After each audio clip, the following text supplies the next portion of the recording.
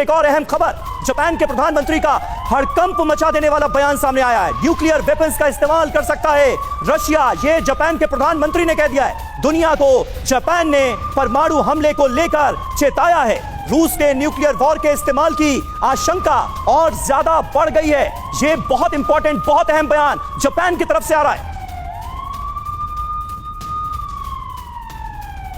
तो देखिए, nuclear weapons का इस्तेमाल कर सकता है। एसवीपी सिंह साहब, सुना आपने, न्यूक्लियर वेपन्स का इस्तेमाल कर सकता है जापान, ये कह रहा है। जापान, वो जापान जो कि खुद परमाणु हमले का सामना कर चुका है, झेल चुका है, उसका दंश सह चुका है, वो ये कह रहा है कि इस जंग को किसी तरह से रोकना होगा। न्यूक्लियर वेपन का इस्तेमाल सच में कर सकते हैं क्या पुतिन? देखो, परमाणु हथियार का जो इस्तेमाल है, ये एक बड़ा लाइव डेंजर है इस समय।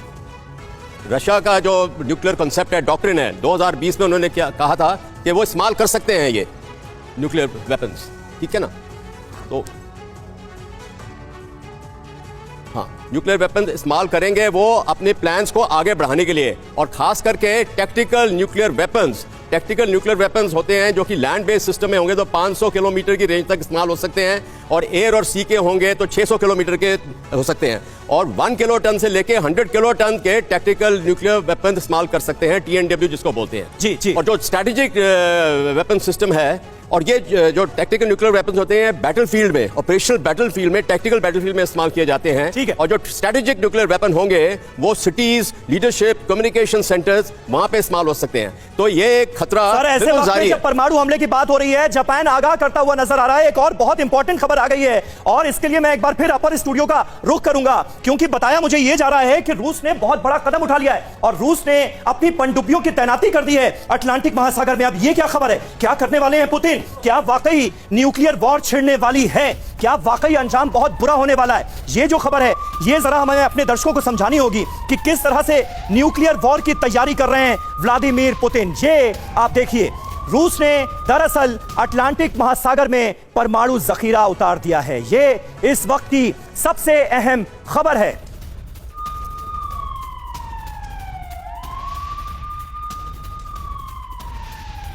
और रूस की परमाणु पनडुब्बी अटलांटिक महासागर में तैनात कर दी गई है। पुतिन के कदम से दुनिया पर न्यूक्लियर वॉर का खतरा बढ़ गया है। श्रीवास्तव जी, कैसे देखते हैं इस खबर को? इसको मैं देखता हूं एज ए डिटरेंट डिप्लॉयमेंट। जब आपके सामने नाटो इकट्ठा होते हुए दिखते हैं, हर तरफ से यह आता है कि सारे लोग आपको इंफॉर्मेशन वॉरफेयर प्लेन पर, फाइनेंशियल प्लेन पर, और जो सैटेलाइट इमेजरी है, जो इंटेलिजेंस पहुंच रही है यूक्रेन के, उसके प्लेन पर उनको वो एक तरीके से शिकंजा कसने की कोशिश कर रहे हैं। तो वो अपना डिप्लॉयमेंट करके दिखा रहे हैं कि अगर आपने शिकंजा बहुत ज्यादा कसा तो इसके कॉन्सिक्वेंसेस हो सकते हैं, और उन्हीं कॉन्सिक्वेंसेस को दर्शा रहे हैं। लेकिन आज के दिन जापान सही आगाह कर रहा है ना, तैयारी तो सारी हो ही रही है। लेकिन आज के दिन मैं एक बात और कहना चाहूंगा। आपने देखा कि राष्ट्रपति बाइडेन जो हैं शुरू से कहते रहे कि ये लड़ाई करेंगे, और हमने देखा कि उन्होंने अटैक किया। उसके बाद से वो हमेशा इसी से जुड़ी देखिए कुछ अहम इंफॉर्मेशन है। उसके बाद मैं श्याम जी आपका भी रिएक्शन चाहूंगा। सावधान, समंदर में न्यूक्लियर पावर नजर आ रही है। क्या करने वाले हैं पुतिन? अटलांटिक महासागर, ये देखिए, अटलांटिक महासागर में किस तरह से रूस की परमाणु पनडुब्बियों की तैनाती कर दी गई है।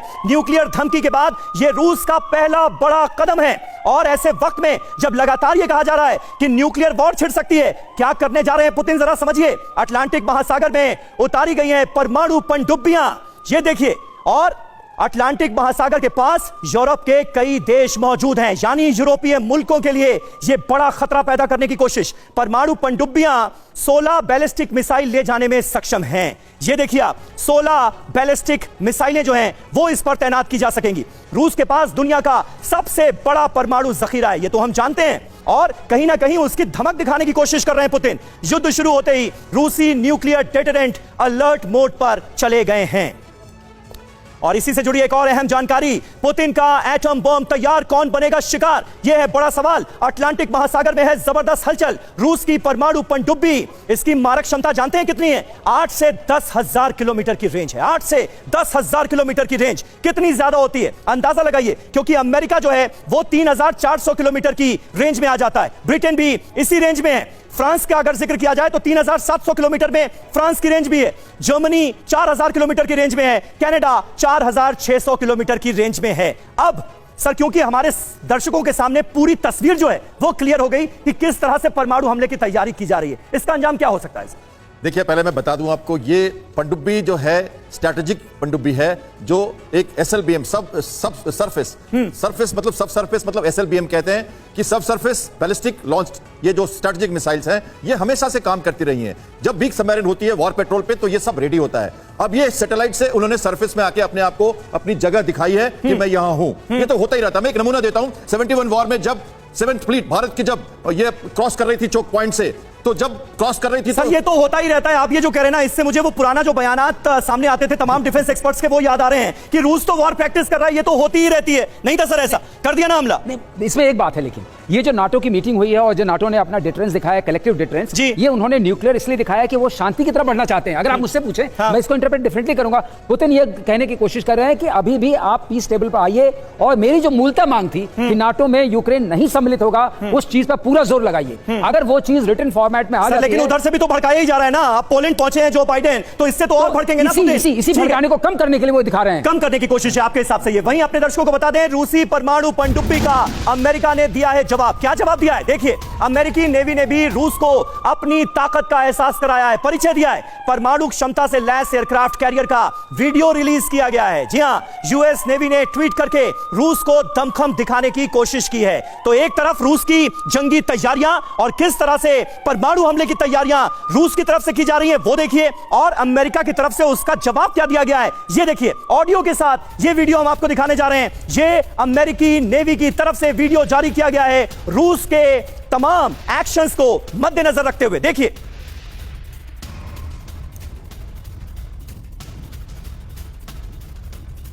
तो देखिए किस तरह से रूस और अमेरिका के बीच तनातनी चल रही है। आप देखिए, कहा यही जा रहा था कि यह लड़ाई जो है ये रूस यूक्रेन तक सीमित नहीं रहने वाली है। दरअसल जो लड़ाई है वो रूस और अमेरिका के बीच में है, और अब रूस की तरफ से जो परमाणु हमले की तैयारियां की गई हैं उसका कैसे जवाब दिया जा रहा है अमेरिका की तरफ से, ये देखने वाली बात है। तो ये देखिए किस तरह से जो हमने आपको अभी तस्वीरें दिखाई, एक तरफ रूस पनडुब्बियों की तैनाती कर रहा है, परमाणु हमले की तैयारी कर रहा है, वहीं अमेरिकी नेवी अपनी ताकत का एहसास करा रही है। और इस बीच यूक्रेन जंग के 31वें दिन रूस की बहुत बड़ी तैयारी सामने आई है।